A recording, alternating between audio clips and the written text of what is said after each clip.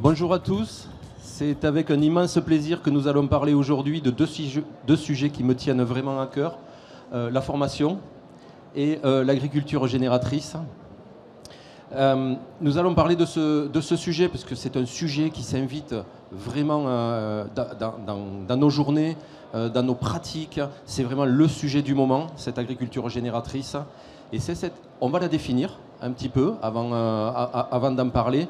C'est cette nouvelle agriculture que tout le monde a envie de faire, qui est une agriculture extrêmement agronomique, une agriculture qui renoue avec tout ce qui fait vraiment l'agriculture, c'est-à-dire l'agronomie, le sol, la régénération des sols, la façon de réalimenter les sols pour qu'ils puissent réalimenter les plantes.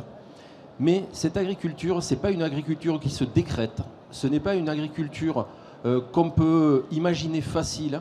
C'est une agriculture qui est totalement l'inverse de l'agriculture qu'on a connue depuis ces 40 dernières années, c'est-à-dire une agriculture très combinatoire, une agriculture pour laquelle il faut énormément d'analyse, il faut énormément de retour d'expérience, et cette agriculture ne s'improvise pas, d'où l'outil qui permet aux agriculteurs, et plus qu'aux agriculteurs, nous allons le voir, pour accompagner cette nouvelle agriculture, c'est la formation.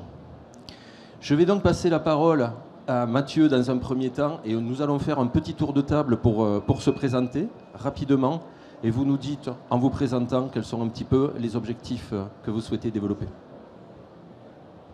Merci Bernard. Donc Mathieu Archambault, moi je suis agronome et je travaille depuis maintenant 25 ans sur la question des sols et de l'agriculture régénératrice, et je suis un des fondateurs et dirigeants d'Ecosystème, qui est membre de la ferme digitale, et on a la chance aujourd'hui d'accompagner des agriculteurs, des techniciens agricoles, et également des agro-industriels qui vont se présenter tout à l'heure, parce que quand, effectivement, Bernard l'a dit, quand on parle d'agriculture ou quand on parle de formation agricole, la formation des opérateurs à la technique, comment est-ce qu'on peut faire évoluer les systèmes est très important, mais il faut aussi en fait former l'ensemble des acteurs qui gravitent autour des filières agricoles pour permettre justement aux agriculteurs et à leur système d'évoluer. Et c'est ce qu'on essaie de faire chez Ecosystème. Donc bonjour à tous, Jean Aran, agriculteur dans la Somme. Donc moi j'ai commencé ma transition vers l'agriculture régénératrice il y a 5 ans. Mathieu l'a dit, lui ça fait 25 ans qu'il travaille sur ces problématiques et sur cette nouvelle forme d'agriculture. Moi il y a 25 ans j'avais 6 ans, donc c'est tout nouveau pour moi. Je fais partie de cette nouvelle génération d'agriculteurs qui essaient d'entreprendre.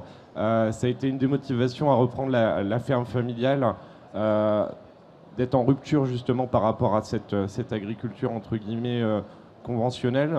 Je suis parti sur un parcours qui à la base n'était pas la reprise de l'exploitation, sur un parcours un petit peu différent. Je ne suis pas issu de formation agricole à la base et ça a été vraiment un défi, une motivation propre pour reprendre l'exploitation, cette transition vers l'agriculture régénératrice, agriculture de conservation des sols, où on est venu ramener de la diversité dans les cultures qu'on amène sur la ferme, créer de nouveaux débouchés, travailler différemment avec la biodiversité, avec nos sols,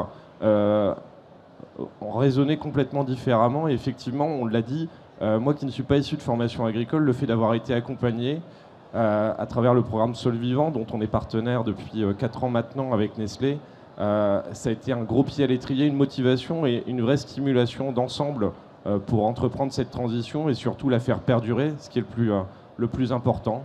Quand on est parti sur une transition en agriculture, ça peut durer effectivement très longtemps. On a 40 récoltes devant nous quand on s'installe. Donc moi, j'en suis à ma 5e. Donc ma roadmap, elle est relativement simple. Il me reste 35 récoltes pour progresser, pour avancer. C'est à la fois beaucoup et peu, parce que du coup, ça fait 35 essais restants. Et le fait d'être accompagné, de travailler ensemble avec des industriels, des techniciens, des formateurs, d'autres agriculteurs, et bien tout ça, ça catalyse cette transition et c'est une vraie porte d'ouverture pour progresser pour nous. Bonjour à tous, Bertrand Menu. Donc, je travaille depuis presque 30 ans chez Bonduelle. J'ai un parcours international et national en agro et industrie. Et depuis maintenant 3 ans, je travaille au sein de l'Agro-Groupe avec les différentes équipes agro des bassins de production en France et hors de France. Et j'ai en charge la mise en œuvre et le déploiement du programme de formation à l'agriculture régénératrice. Alors, chez Bonduelle, l'agro, en fait, ça fait partie de l'ADN du groupe. On a une histoire de 170 ans avec le monde agricole. Et on a une mission qui est d'inspirer la transition vers une alimentation plus végétale, mais en faisant attention à bien préserver la planète et les ressources. Et c'est là en fait où l'agriculture régénératrice prend tout son sens chez nous, car on est convaincu, et je suis convaincu, que c'est la solution. Et pour ça, en fait, on a décidé de mettre en œuvre une feuille de route, un plan en 3 axes, qui est de mesurer. Donc de pouvoir mesurer l'engagement des producteurs qui travaillent avec nous sur des critères d'agriculture régénératrice, donc le sol, la biodiversité, la gestion de l'eau. Et grâce à cette mesure, on arrive à savoir aujourd'hui qu'on a 6 agriculteurs sur 10 qui travaillent avec nous qui sont engagés en agriculture régénératrice.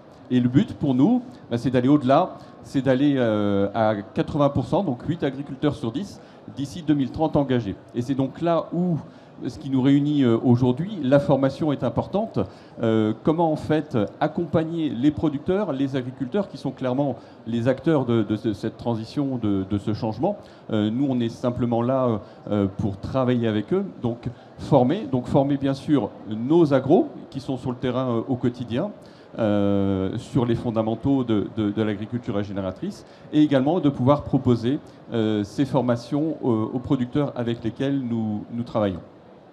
Cédric, avant de passer à toi, Bertrand, j'ai vraiment envie de te poser une question là. En quoi, pour un groupe comme Bonduelle, c'est important de réaliser ça, de le réaliser réellement, ce passage, et en quoi c'est pas du greenwashing? Alors, c'est clairement, comme je l'ai dit, ça fait partie de l'ADN. Parce que chez nous, aujourd'hui, on estime qu'avec tout ce qu'il y a, tout le changement climatique, on a besoin d'assurer une performance à moyen terme et à long terme. C'est essentiel. Et donc, aujourd'hui, on doit retrouver de la résilience dans nos sols. On doit retrouver un équilibre en termes de fertilité, de biodiversité qui est essentiel.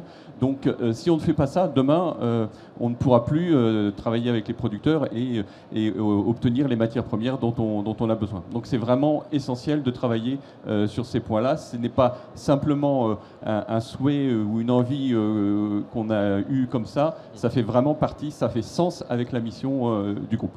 Thomas, tu auras la même question. Cédric, à toi. Bonjour, donc moi c'est Cédric Bergerot. Je suis responsable recherche innovation agro pour le sud-ouest de la France. Donc, où on a 2 usines de production pour Bonduelle sur du maïs doux, petits pois haricots et aussi des légumes secs, donc haricots secs, pois chiches et lentilles. Je suis aussi chef de plaine en maïs doux sur une petite zone de production sur les plateaux terre noire du sud des Landes.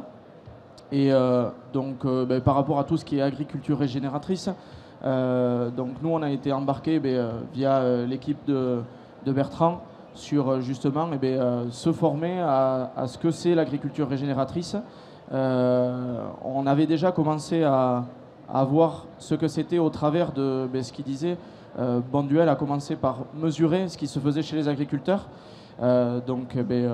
Toutes les pratiques qui étaient mises en œuvre dans les exploitations avec qui on travaille pour produire les légumes. Pour pouvoir avoir cette transition vers une agriculture plus régénératrice, on va dire, et qui fait vraiment attention au sol, qui fait attention à la biodiversité, à avoir un impact positif en fait dans les exploitations au travers de nos cultures. C'est, je pense, nous les techniciens de terrain, si on est bien formés, on pourra après sensibiliser les agriculteurs et les aider dans leur transition. Ça m'intéresse de connaître la définition de l'agriculture régénératrice par un technicien de terrain. Quand tu as à l'expliquer à tes agriculteurs, tu fais comment? En fait, c'est pas forcément une définition claire, on va dire, et précise. C'est plusieurs petits bouts d'agriculture qu'il faut mettre les uns à côté des autres et qui, tous ensemble, en fait, vont aller vers, justement, préserver les sols qui seront plus résilients, qui, demain, permettront de mieux retenir l'eau, de mieux la restituer aux plantes, d'avoir des plantes qui vont être moins malades, plus productrices. Voilà, toutes ces choses-là. Regardez aussi par rapport à la biodiversité. Est-ce qu'on en a à côté de nos champs, dans nos champs? Est-ce qu'on peut réussir à la redynamiser pour qu'elle puisse se débrouiller toute seule? Enfin voilà, toutes ces choses-là, nous les techniciens, on est tous les jours dans les champs. Et le but, c'est que la culture, elle aille du semis jusqu'à la récolte du mieux possible et avec le moins d'intervention possible. Et c'est ça pour moi l'agriculture régénératrice en fait. J'aimerais que Mathieu rebondisse là-dessus sur les enjeux de la formation. Thomas, je ne t'oublie pas. Les enjeux de la formation, de la transmission de toutes ces connaissances et donc de la précision là-dedans. Imaginons que le donneur d'ordre souhaite quelque chose. Est-ce que ça arrive vraiment à l'agriculteur? Et quels sont les moyens pour que ça y arrive? Ce que tu disais, Cédric, c'est plein de petits bouts à assembler ensemble. C'est vrai qu'en fait, il n'y a pas de révolution de la régénération des sols, c'est pas de nouvelles technologies. En fait, c'est un recentrage sur le sol et donc sur l'agronomie. Et donc, ça demande d'avoir une vision systémique. C'est-à-dire qu'il y a énormément de bouts qui sont le quotidien de l'agriculteur, le travail du sol, la couverture, les cultures, la gestion du salissement, des flux de fertilité. Et c'est comment est-ce qu'en fait, on essaie d'avoir une vision d'ensemble cohérente après pour pouvoir traiter bout par bout. Et c'est justement ça, en fait, la transmission. Alors, nous, en tant que formateurs, mais aussi le technicien qui va appuyer les agriculteurs ou les agriculteurs eux-mêmes, la première chose, c'est d'avoir cette notion systémique avec tous ces bouts qui se touchent et qui interagissent les uns avec les autres. Et une fois qu'on a cette vision systémique, il faut aller précisément, je prends un exemple, j'aime bien dire ça, quand on parle d'agroécologie, c'est à la fois quelque chose de très général autour des sols, mais c'est savoir aussi régler un semoir. Comment est-ce qu'on règle un semoir dans des sols encombrés, dans des sols non travaillés, etc. Et en fait, il faut en permanence naviguer, garder cette vue d'ensemble et aller jusqu'au détail. Et c'est ça qui est la clé en fait de la formation. On ne peut pas se contenter de dire pourquoi il faut faire de la régénération des sols. C'est du comment, et c'est de l'opérationnel, et c'est du technique. Je suis désolé, mais je tire les questions au fur et à mesure. Pourrais-tu nous définir les différences entre agroécologie, on a entendu plusieurs termes, agroécologie, agriculture de régénération des sols, qu'est-ce qu'on pourrait rajouter, agriculture de conservation. Peux-tu faire ça pour notre auditoire rapidement, s'il te plaît? Très bien. Donc, si on va du plus général au plus précis, agroécologie, c'est un terme générique. Moi, j'ai une formation d'écologue à la base. L'agroécologie, c'est une agronomie qui cherche à comprendre le fonctionnement des mécanismes naturels, l'économie naturelle, l'écologie, pour essayer de l'appliquer à l'agriculture. Et on va dire que l'agriculture régénératrice, qui est elle-même issue de l'agriculture de conservation des sols, dont je parlerai après, c'est un petit bout d'agroécologie appliqué au sol et à la parcelle agricole. Mais après, on a aussi l'aménagement du territoire, on a énormément de choses qui ressortent de l'agroécologie. On a la même chose en élevage avec le mob grazing. Voilà. Et après, agriculture régénératrice, c'est le terme dont se sont emparés à l'origine, beaucoup de choses viennent des États-Unis, ou venaient des États-Unis, je ne sais pas. Et cette histoire de régénération des sols a remplacé agriculture de conservation des sols, qui était une agriculture qui cherchait à réduire drastiquement le travail du sol pour lui redonner des capacités naturelles de fertilité. Et donc on va dire que par rapport à une agriculture de conservation des sols qui est très centrée sur la suppression du travail du sol, l'agriculture régénératrice c'est plus une évolution et un objectif vers du mieux en se donnant tous les moyens qu'il faut pour maintenir la productivité. Merci pour ces précisions. Thomas, à toi, et désolé pour ces petits intermèdes. Non, c'est très utile. Donc Thomas Perrachon, je suis ingénieur agronome, je travaille pour le groupe Nestlé au niveau groupe international. J'ai rejoint le groupe il y a 3 ans, justement au moment où Nestlé s'engageait très fortement sur l'agriculture régénératrice. Et comme l'expliquait Mathieu, justement, c'est tout cet aspect, ne pas aller juste au niveau conservation et limiter les dommages, mais vraiment arriver dans une démarche positive de régénérer les sols, notamment en lien avec le carbone, mais aussi bien au-delà, la santé des sols, la biodiversité, la qualité des eaux. Donc, je suis dans l'équipe internationale. On travaille avec les marchés, notamment la France, où on a aussi des équipes agronomes et on est en charge la mise en place justement de projets avec nos partenaires, nos fournisseurs et les agriculteurs dans les différents pays pour mettre en place des pratiques d'agriculture régénérative. Notre feuille de route chez Nestlé est assez claire sur... Il y a un engagement vraiment à travers l'ensemble du groupe de fournir une grande partie de nos matières premières issues d'agriculture régénérative. L'objectif est d'atteindre 20% de nos ingrédients dès l'année prochaine et en 2030 jusqu'à 50% des ingrédients principaux que Nestlé achète au niveau global devront être issus de l'agriculture régénérative. Donc c'est un cap très clair qui s'applique au niveau global où toute l'entreprise est engagée. Et c'est vraiment depuis qu'on s'engage avec les partenaires, essayer de trouver au niveau local l'adaptation, puisque les grands principes de conservation du sol, de gestion des intrants sont, comme on dit, universels. Mais vraiment la complication, c'est comment on adapte ça au contexte local.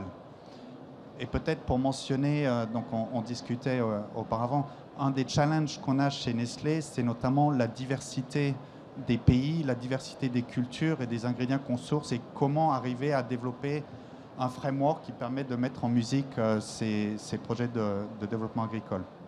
Juste pour mentionner un exemple, on a une grande partie de nos ingrédients qu'on achète aussi en direct. On appelle cela Farmer Connect. C'est par exemple pour ce qui est le lait frais, le café, le cacao. On travaille aussi avec des petits producteurs où on touche 500 000 agriculteurs. Donc c'est très important de voir comment on peut aider aussi au niveau des formations à travers un très large nombre d'agriculteurs et c'est pour ça qu'on travaille avec des partenaires comme Ecosystem et certaines technologies digitales pour vraiment déployer à grande échelle. Thomas, j'ai envie de te poser aussi la question spéciale. Tu es dans le domaine international. Est-ce que l'agriculture de régénération ou régénératrice, c'est un trip franco-français ou c'est quelque chose qui existe dans le monde entier? Ou y a-t-il même des pays leaders en avancée? Alors je dirais que ce n'est pas franco-français. Et Mathieu, je pense, a éludé. La terminologie peut être légèrement différente, mais les principes restent communs. Vraiment les grands principes de réduire le travail du sol, couverture des sols, la gestion intégrée, par exemple, pour des cultures. Il y a des pays ensuite où c'est plus ou moins en avance. Par exemple, vous mentionnez les États-Unis où il y a déjà pas mal de choses qui ont été faites, mais aussi l'Amérique du Sud, notamment au niveau de travail du sol, pour différentes raisons, par rapport aux cultures qu'ils ont de maïs, soja, l'utilisation aussi sur des grandes surfaces où ils avaient déjà adopté le labour minimum depuis longtemps. D'autres contextes, notamment en Afrique de l'Ouest, on travaille pour le cacao, le café, c'est vraiment un autre niveau. Donc je pense que certaines pratiques ont été adaptées dans certains environnements, mais vraiment avoir une approche holistique, c'est quelque chose qu'on voit se développer dans différents pays. Et on voit aussi, et on encourage aussi des ponts entre les différents pays où justement des experts de France peuvent interagir avec des experts des autres pays. C'est ce qu'on a commencé à faire, je pense qu'on en parlera par la suite. Donc ce n'est pas franco-français et je pense d'ailleurs que la France n'a pas à rougir sur certains éléments de mise en place et on essaie justement, on est présent, nous l'équipe internationale avec l'équipe française pour apprendre de ce qui a été mis en place ici et voir aussi à l'international. Merci pour cette présentation. Alors j'ai retenu au travers de la présentation que la formation, il n'y a pas que les agriculteurs à former dans ce passage-là. J'ai retenu que les salariés étaient associés, que tout le monde était associé dans un souci probablement de compréhension générale de quoi on parle et de sens et pourquoi on fait ces choses-là. Est-ce que Bertrand, tu peux nous parler de carrément rentrer dans le cœur du sujet et nous parler de ce que vous faites? Alors, nous, en termes de formation, chez Bonduelle, au niveau de l'agriculture régénératrice, on a vu ça aussi comme une démarche complète, pas uniquement de la formation. Le but était bien sûr, comme on l'a dit, les agros, on a chez nous 115 agros au quotidien qui travaillent avec les producteurs, et de pouvoir, quand ils vont dans les exploitations, de clairement comprendre quel est le contexte de l'exploitation. Et donc pour ça, il faut des bases. Et donc les bases, c'est soit acquérir, soit pour certains de nos agros, réacquérir ces bases sur la fertilité, les couverts végétaux. Mais au-delà de ça, de vraiment pouvoir basculer dans quelle est la spécificité de l'exploitation avec laquelle ils travaillent. Donc c'est cette première chose, c'est ce niveau qu'on a appelé les fondamentaux, qui suivent via le digital un cursus de formation. Et ensuite, pour pouvoir aller un cran plus loin, ce qu'on a souhaité faire, c'est d'avoir dans chaque bassin de production avec lesquels on travaille des piliers, donc des responsables agro, des chefs de plaine, que l'on va faire monter un cran en plus en termes de formation sur l'agriculture régénératrice. Et donc on a appelé ça ce module référent. Donc en fait, comme les fondamentaux, ils suivent le digital pour avoir les bases de la formation sur la fertilisation et les couverts, par exemple. Mais ensuite, on vient ajouter donc au cours des 2 ans 10 journées de formation sur le terrain ou des ateliers de travail en groupe qui sont focus sur des sujets bien particuliers. Dernièrement, on a travaillé sur l'équipement des exploitations ou la gestion du salissement, la maîtrise des adventices. Et donc ces 10 journées-là permettent vraiment de monter en grade et d'avoir une vision, comme le disait Mathieu, complète de l'exploitation, et quels sont en fait, en fonction du cas dans lequel on se trouve, les leviers que l'on peut ensuite ajouter les uns aux autres. Cédric, Bertrand a parlé de fondamentaux, de retrouver des fondamentaux. Est-ce que tu penses qu'on s'était éloigné ces 20-30 dernières années de ces fondamentaux-là? Est-ce qu'on les avait un petit peu oubliés peut-être? Alors, moi, ça fait 12 ans que je suis chez Bonduel et que je suis technicien agro, donc je ne vais pas remonter aussi loin. Mais sinon, oui, je ne sais pas si vraiment on s'allait éloigner. Je pense que les agriculteurs, ils l'ont toujours en tête. Ils l'ont toujours eu en tête même. Les techniciens aussi.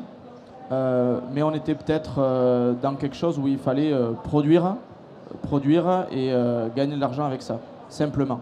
Je pense que depuis ces 10-15 dernières années, il y a quand même quelque chose aux yeux de la société aussi qui change, et où maintenant il va falloir continuer à nourrir le monde, mais à avoir cette protection de la planète qui demain servira aux générations futures. C'est quelque chose qu'on entend déjà depuis pas mal de temps, même moi avant que je devienne un technicien agro, mais c'est vrai que maintenant on le met en place plus concrètement dans les exploitations. Et je pense que les agriculteurs ou les générations d'agriculteurs qui ont succédé à celles de nos parents ou grands-parents, maintenant ne font pas juste que continuer l'exploitation telle qu'elle le faisait autrefois, mais ont envie de changer, d'être en rupture, comme disait Jean, d'être en rupture avec ce qui se faisait autrefois, et de vraiment se dire, ok, c'est plus le modèle que j'ai envie de suivre, et je vais changer. Mais ce dont on a besoin, nous les techniciens, pour pouvoir accompagner les agriculteurs dans cette transition, c'est justement la formation pour réacquérir les bases d'agronomie et de vraiment pouvoir apporter tous les leviers dont les agriculteurs ont la nécessité pour juste se rassurer aussi des fois sur ce qu'ils ont envie de faire. Je ne sais pas si je peux donner un exemple, mais oui, bien sûr. Il y a là, justement, par rapport à la formation, on a fait dernièrement, on avait quelque chose sur le machinisme, où on a été sur les exploitations, et on a des agriculteurs qui nous disent, oui, j'implante des couverts végétaux, mais derrière, j'utilise des griffes pour ressoulever mon sol, le mélanger et le préparer derrière avant de semer mes maïs. Sauf qu'ils font tout ça au printemps. Et le semis du couvert végétal est quelque chose qui est plus réglementaire que vraiment agronomique. Et en fait, c'est là où nous, l'intérêt qu'on va avoir à leur apporter, en fait, c'est justement cette aide pour aller choisir le bon couvert végétal, les bonnes espèces par rapport à leur type de sol, à leur pratique culturelle et du coup avoir besoin de moins travailler son sol au printemps pour l'implantation des maïs. Et ça, je pense que c'est quelque chose qui permettra aussi demain, comme tu disais, de stocker plus de carbone et d'être plus résilient sur la production derrière. Alors, avant de passer la parole à Jean, qui va témoigner donc, du côté agriculteur, Bertrand et Cédric, sur le côté, si vous avez des exemples sur le côté comment on aide les agriculteurs à choisir des couverts végétaux et à mettre en place ces couverts végétaux, n'hésitez pas à abonder. Oui, enfin, moi je peux donner un exemple là du Sud-Ouest. Ça fait 2 ans maintenant que avec les coopératives avec qui on est partenaire, on met en place en fait leur gamme de mélange de couverts végétaux hivernaux, puisque nous on est essentiellement sur des cultures estivales, donc il nous faut des couverts hivernaux pour prendre le relais. Et donc ça fait 2 ans maintenant qu'on met en place, on n'est pas loin d'une 15-20 mélanges différents. À chaque fois on essaye d'avoir 3 sites de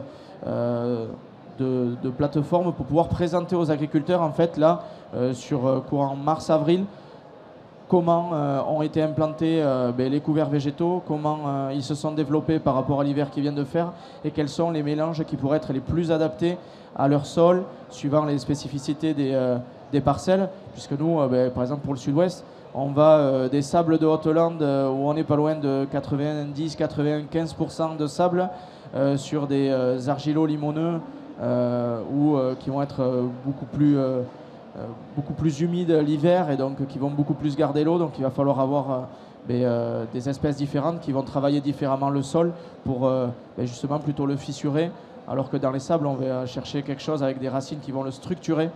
Voilà, c'est des exemples qu'on a. Je sais pas. Merci pour cet exemple. On va passer à Jean, le côté agriculteur, qui va nous donner son retour d'expérience à lui et rebondir. Je te soumets de rebondir sur ce qui a été dit aussi. Très bien. Ce qui est majeur, je pense, à avoir en tête, si on veut commencer par là, prendre le problème à la racine. On sait qu'on va avoir un renouvellement important aussi des générations d'agriculteurs. On va avoir 50% entre guillemets de nouveaux entrants dans les prochaines années. Je pense que la formation, elle part aussi dès le démarrage. Là, on parle des agriculteurs existants. La sensibilisation justement des nouvelles générations d'agriculteurs à ces formes agroécologiques, la régénération des sols, vraiment travailler sur la base, ça va être quelque chose d'essentiel.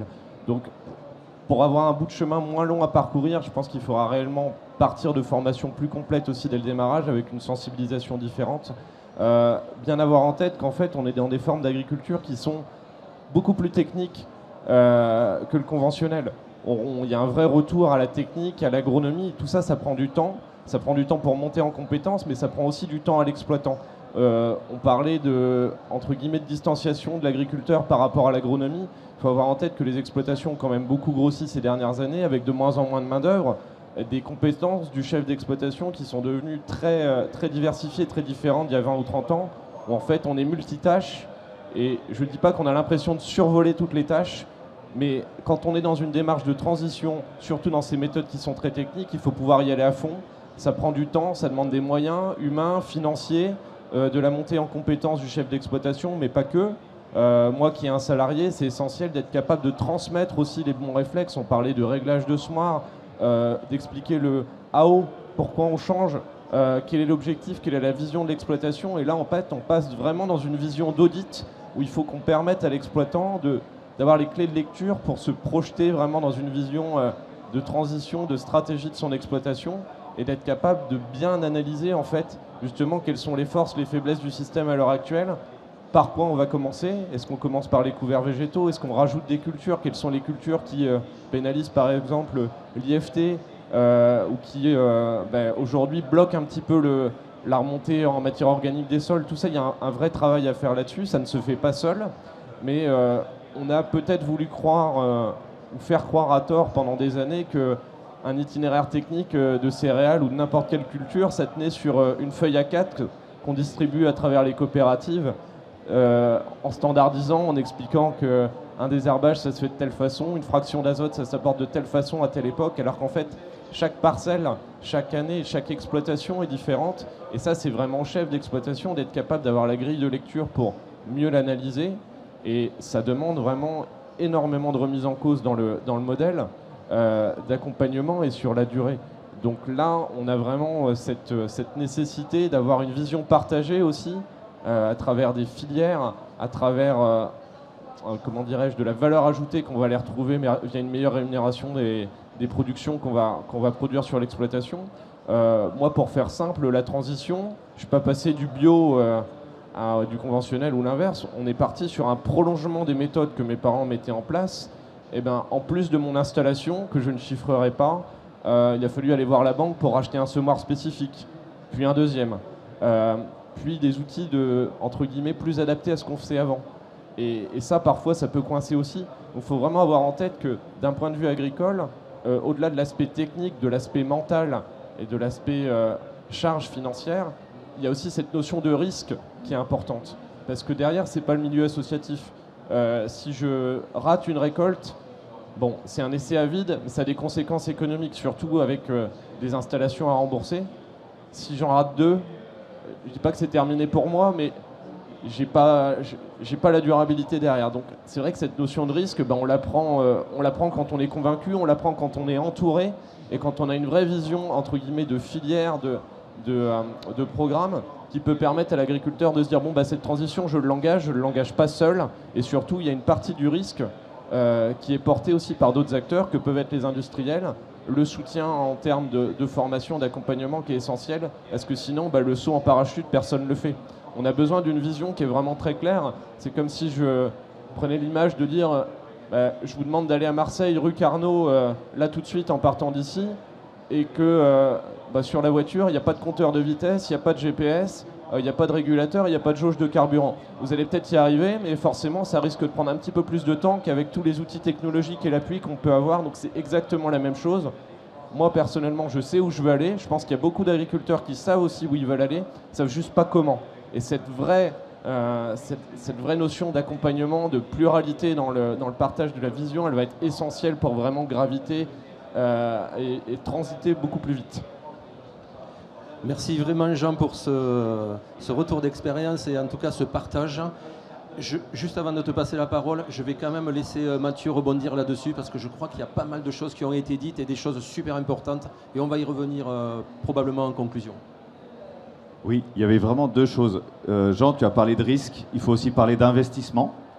Donc il y a un risque pour l'agriculture et je pense que le frein principal aujourd'hui pour les agriculteurs pour aller ou pas dans ces stratégies, c'est de mesurer le risque. Et tu as dit savoir où aller et comment y aller, et moi je rajouterais savoir d'où on part, parce que la situation de départ n'est pas forcément nette pour beaucoup.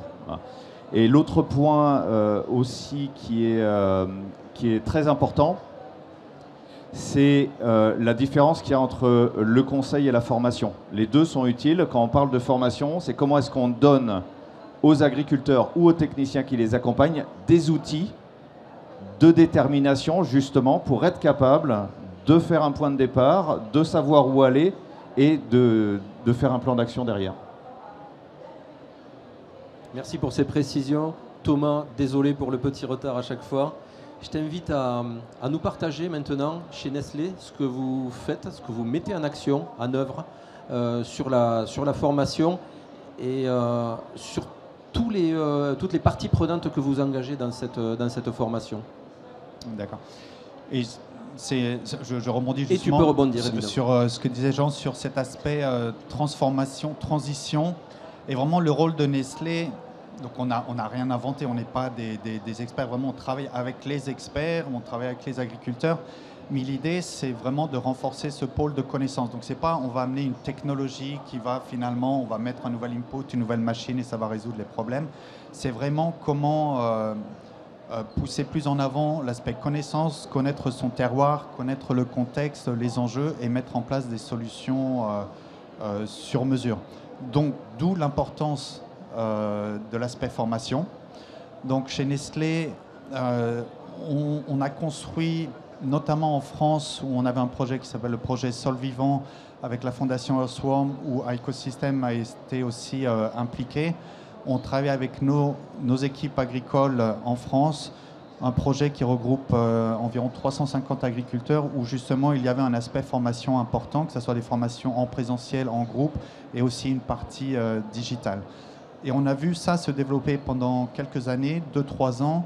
On a vu que ça prenait bien cette approche filière, où on est aussi plusieurs industriels, c'est pas juste Nestlé, mais on se lie pour justement assurer les débouchés aussi pour un bassin de production. Était vraiment quelque chose qui marche et qui permet d'avoir une démarche dans la durée.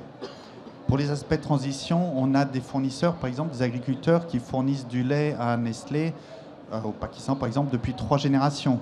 Donc c'est vraiment un engagement de long terme. On n'est pas là juste pour faire une transaction sur cette année, mais il faut s'assurer des débouchés pour la suite et de continuer à développer, notamment les jeunes que je mentionnais. Sur ces aspects formation, quand on a vu ce qui s'est construit en France, on s'est approché de l'écosystème et de voir un peu comment mettre à profit le matériel, les connaissances qui ont été développées, le réseau d'experts reconnus en France, qui n'est pas juste écosystème, qui travaille avec d'autres partenaires français. On a fait des traductions de ce matériel, on a toute une série de vidéos, on a mis en place un curriculum d'à peu près 100 vidéos. C'est à peu près 10 heures de formation qu'on met à disposition de nos communautés d'agronomes à travers le monde. Donc c'est vraiment pour cet aspect connaissance, on a essayé de construire sur ce qui avait été fait en France, de mettre ça à disposition de nos équipes agri à travers le monde. Et en plus de cet aspect digital où les gens peuvent aller à leur rythme se former sur différents aspects de l'agriculture régénératrice, ce qui est très important aussi, c'est l'animation de tout ce matériel, si vous voulez, de vidéos et de training que les gens peuvent faire online. Et c'est vraiment ce qui a été le succès un peu de ce qu'on a établi depuis l'année dernière, c'est la combinaison entre une partie digitale accessible online, mais aussi une partie animation. Chaque trimestre, on a établi ce qu'on appelle des masterclass. Donc un intervenant en général de l'écosystème, on a aussi parfois des agriculteurs qui interviennent ou des experts sur des sujets pointus, où chaque trimestre, on va couvrir un sujet avec des équipes à travers le monde. On a à peu près 200 personnes de nos agronomes.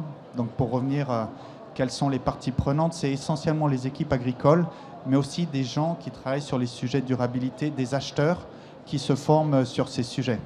Donc suivant le background, c'est plus ou moins facile d'accès, mais on donne les moyens, chacun à son rythme, de monter en compétences pour pouvoir mieux servir les fournisseurs et les agriculteurs avec lesquels on travaille. Donc voilà ce qu'on a mis en place. Quand tu dis on se donne les moyens financiers, probablement aussi, c'est beaucoup de moyens, ça représente beaucoup de moyens, la formation, mais sans traduire de chiffres, mais est-ce que c'est important? Est-ce que c'est un vrai investissement pour vous? C'est important et c'est un vrai investissement, mais c'est vraiment, et c'est vrai qu'il a fallu quelques personnes visionnaires en interne pour vraiment dire c'est important de travailler sur ces aspects-là.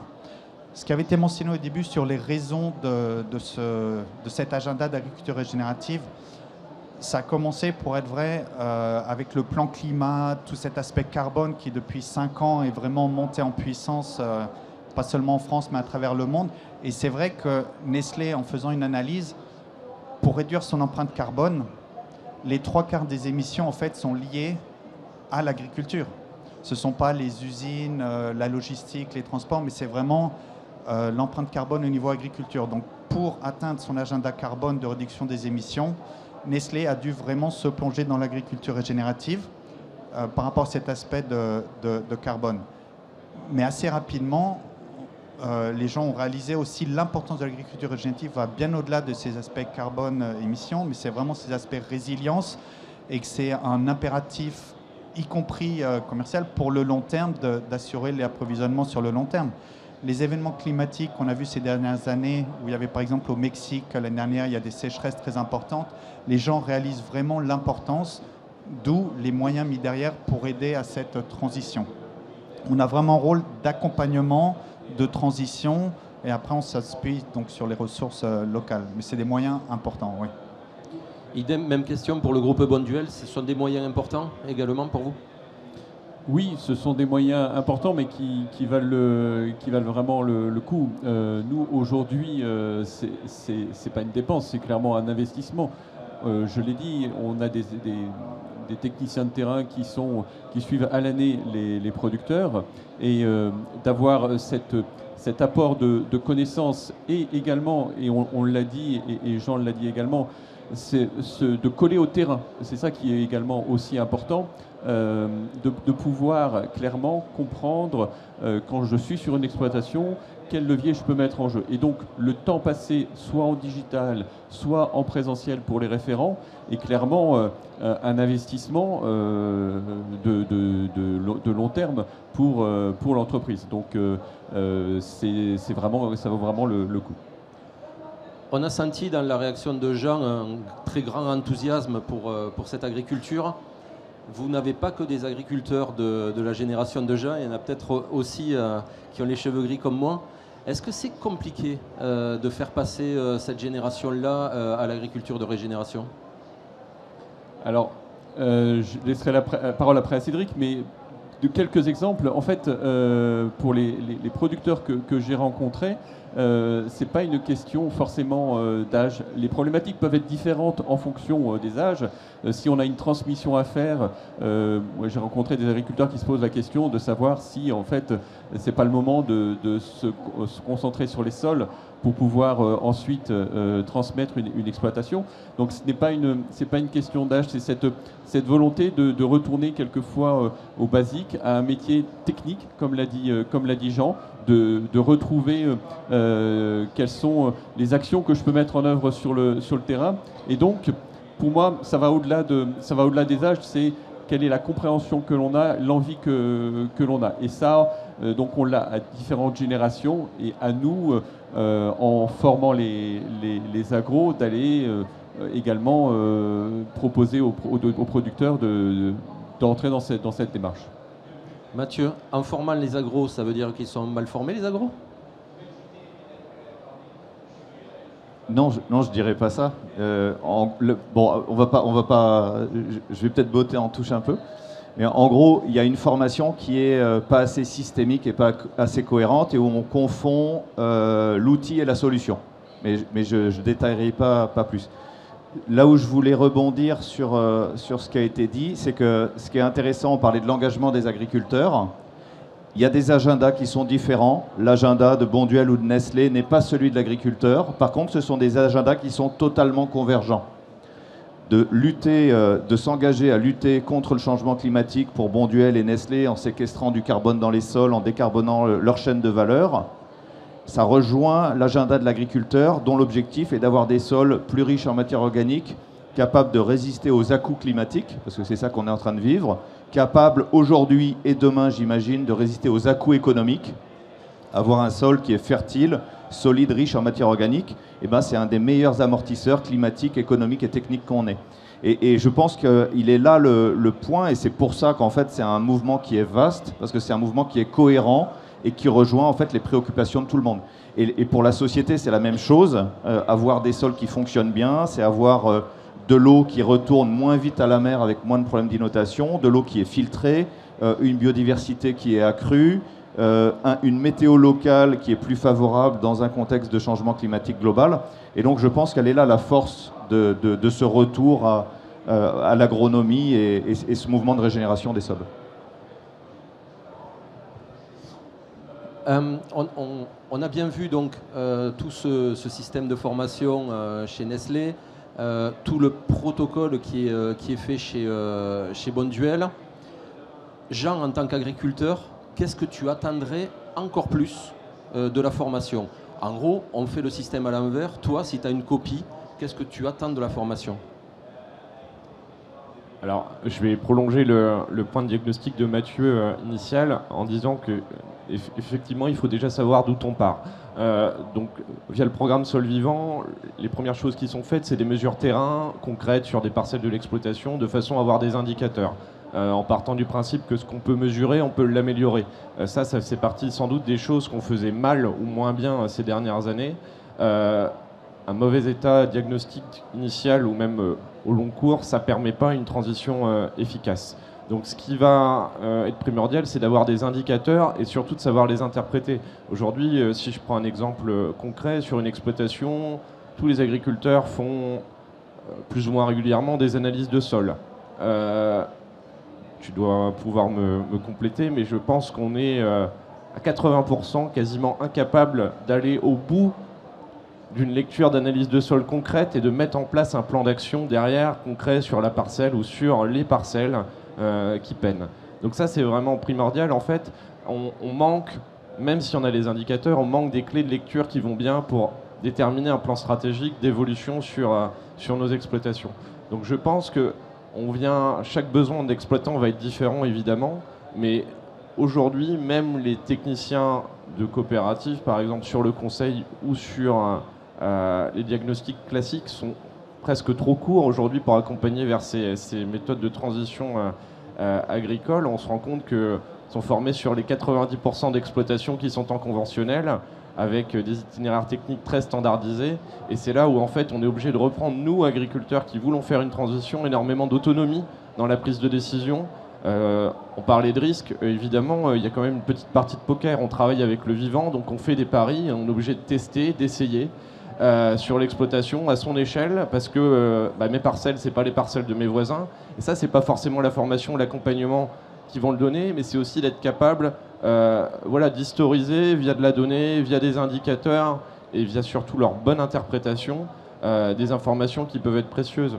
On en parlait tout à l'heure, il n'y a pas que les informations agronomiques franco-françaises ou propres à l'exploitation qui peuvent être utiles. Ce qu'on attend d'un programme, d'une formation ou d'un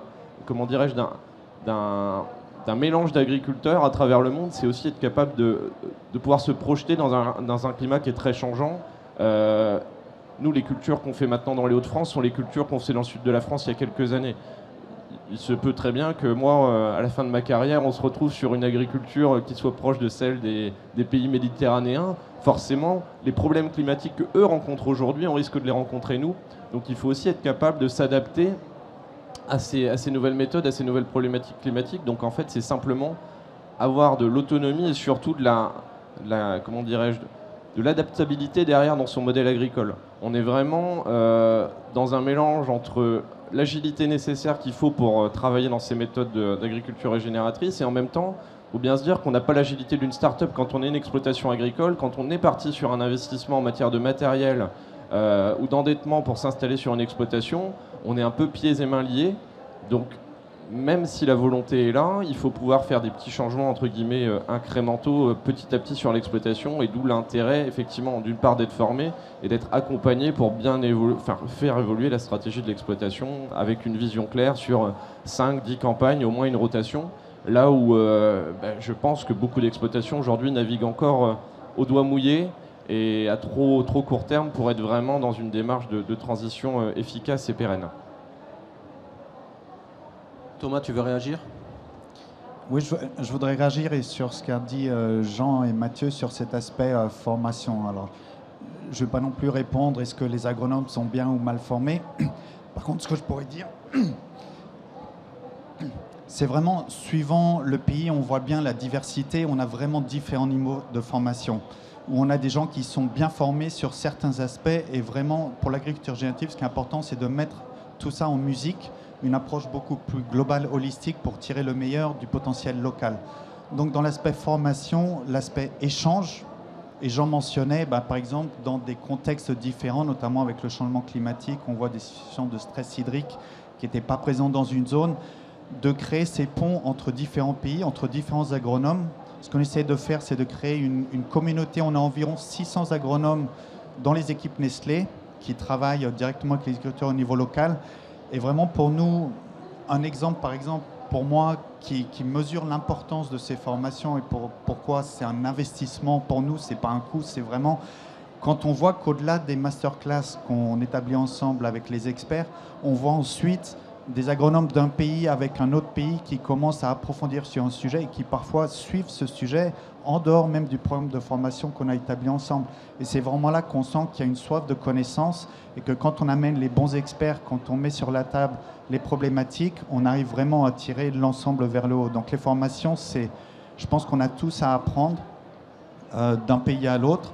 Et pour l'instant, ce qu'on a construit avec Ecosystem, avec les équipes en France, c'est quelque chose qu'on essaye de déployer et de faire rayonner, où on voit qu'il y a vraiment un appétit pour ça. Cédric, qu'est-ce que, un petit peu même question que Jean, qu'est-ce qu'il faudrait apporter de supplémentaire à la formation, là, à date? On a commencé, ça se passe bien. Qu'est-ce qu'il faudrait enrichir dans cette formation? Non, enfin, aujourd'hui, là, donc nous, on est à 1 an et demi de formation pour les premiers qui ont attaqué la formation avec Écosystème. On a rebalayé, comme on a dit, tous ces petits bouts d'agriculture avec justement tout l'aspect choix des couverts végétaux, l'implantation, la résilience des sols, savoir lire une analyse de sol, une analyse de sève, savoir l'interpréter. Du coup, demain, choisir ces amendements organiques, ces amendements minéraux, voilà, savoir comment fertiliser ensuite ces cultures en fonction de la culture. Voilà, toutes ces choses-là, très techniques, mais qui, mises bout à bout, feront que demain, on peut avoir des leviers pour pouvoir améliorer les pratiques. Aujourd'hui, on est formé là-dessus. Tout ce qui est digital, ça permet aux équipes terrain de pouvoir s'organiser un peu comme on veut pour pouvoir se former quand on a du temps de libre, puisque même, mettons, au sein du Sud-Ouest, on est une équipe d'une quinzaine d'agros qui suivent donc 6 cultures différentes, donc avec des timings différents suivant les zones, puisque on est un agro-industriel, donc on alimente des usines sur plusieurs mois dans l'année, donc on sème plusieurs mois dans l'année aussi, on a un suivi qui est décalé suivant les zones. Donc ce digital, ça nous permet aussi de se former quand on a du temps libre sur nos zones. Ce qui a été bien aussi, c'est la partie référent dont moi j'ai fait partie, où il y a eu ce mix entre le digital et le réel, où on a été dans des exploitations et où on était mixé aussi avec les autres bassins. Donc là, il y a eu les Hauts-de-France, le Frais et le Sud-Ouest. On était tous ensemble pour pouvoir recevoir cette formation et échanger sur les systèmes des uns des autres. Ça nous donne un regard différent de ce qu'on pouvait avoir jusqu'à maintenant. Par exemple, moi, sur la zone que je suis, c'est une zone où le non-labour est pratiqué, mais de ce qu'on s'aperçoit, c'est qu'il est pratiqué d'une façon qui, en fait, est un pseudo-labour, on va dire, mais c'est les agriculteurs qui ont commencé à avoir des réflexions sur justement l'implantation de couverts végétaux, par le réglementaire d'abord, mais derrière, où nous, on est là en appui pour le choix des espèces, et demain, c'est des agriculteurs qui ont envie d'aller vers moins d'intensification de mécanisation et aller vers, comme on le dit, nous, c'est un peu le leitmotiv, mais c'est plus de végétal et moins de métal. C'est le fameux partage et retour d'expérience partagé, c'est-à-dire cette expérience optimisée et maximisée qui fait qu'on a plus de 40 expérimentations dans une vie d'agriculteur en partageant ces retours. Mathieu, tu voulais réagir? Oui, juste, on parlait de digital, de journée. On a tourné autour du mot de la formation. Quand on parle de formation, notre génération, on s'imagine sur les bancs de l'école où personnellement j'ai beaucoup souffert avec un prof qui nous donnait son savoir. La formation chez nous, c'est différent. Le digital, il permet effectivement à chacun de se former à son rythme. Et il permet aussi de faire beaucoup plus de terrain et il permet aussi de faire beaucoup plus de mise en situation. C'est-à-dire que la formation, ça n'est pas transmettre une connaissance, c'est la transmettre effectivement et c'est permettre à chacun de se projeter dans son système en jouant, en simulant. Qu'est-ce qui va se passer si en fait j'applique les préceptes auxquels j'ai accès? Et elle est là la formation, c'est comment est-ce qu'en fait je peux m'approprier une connaissance pour pouvoir me projeter, la mettre en œuvre, et à partir de cette projection et de ce jeu intellectuel, comment est-ce que je peux faire un plan d'action qui se traduit concrètement par une évolution. Et ça, c'est un point aussi qui est très important sur les parcours qu'on propose. Et ceci fait probablement la différence entre toute cette éducation qu'on a reçue à un moment donné, et je le dis moi, pour ne pas engager les autres, mais je suis un agronome qui a été plutôt un applicateur pendant les années 80 où on apprenait pas mal de recettes et on n'avait pas cette vision holistique qui est en train d'être retrouvée, ce côté agronomique, si je le dis plus trivialement, on a passé quand même des années où on a considéré que le sol était quelque chose d'inerte auquel on allait rajouter des condiments pour faire pousser les plantes qu'on voulait faire pousser. Et nous sommes juste en train de retrouver des valeurs agronomiques qui sont très vieilles d'ailleurs. Jean, je peux te donner le mot de conclusion, le mot de la fin. En tout cas, juste ton enthousiasme pour nous expliquer cette agriculture-là suffira. Et donne-nous un petit mot, s'il te plaît. Je vais rebondir sur ce que tu as dit. Effectivement, le gros nœud du problème se situe entre les oreilles et le nez quand on transitionne. Effectivement, passer de moins de ferraille à plus de végétal, de moins de chimie à plus d'agronomie, ça demande des efforts et pas que humains, financiers aussi, et s'extraire du, qu'en dira-t-on, de ce qui se passe autour dans d'autres exploitations quand on doit bouger.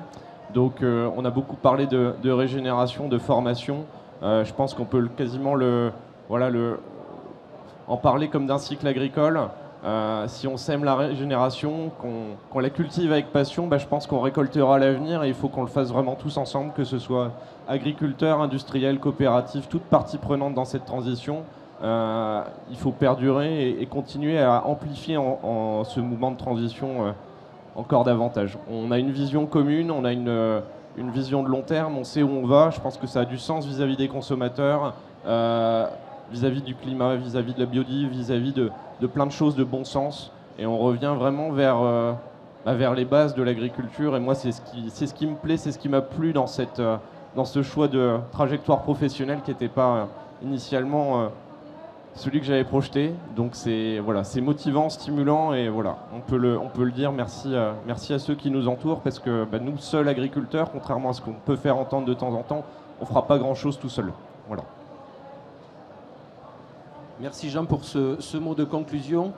Je pense qu'on peut être optimiste quant à ce qu'est en train de devenir cette agriculture de conservation ou de régénération, puisque quand on voit des grands groupes se lancer dedans et le pousser, l'effet amplificateur y est, et on peut donc être optimiste. Et merci en tout cas de pousser ce mouvement-là et de le financer, parce que le nerf de ce système-là pour les agriculteurs que nous sommes, c'est que nous prenons un gros risque économique à changer nos pratiques, et ce risque économique, on est obligé de le border, on est obligé de ne pas se mettre en insécurité, et plus on aura d'opérateurs qui nous accompagneront dans cette démarche-là, par l'accompagnement économique c'est une chose, mais par la formation c'est encore plus important.